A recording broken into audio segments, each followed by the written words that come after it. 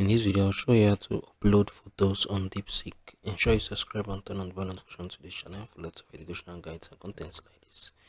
Here for your Deepseek, right? Click on this, right? Once you click on it, you're gonna go to my pictures. I can just click on this, right? I'll click on open. So you can read it. Extract only text from images and files, right? So if there is no text written on it, I'm not sure it's gonna detect it, right? So if I still go back, I think I'm gonna find an image. Let me see something like this.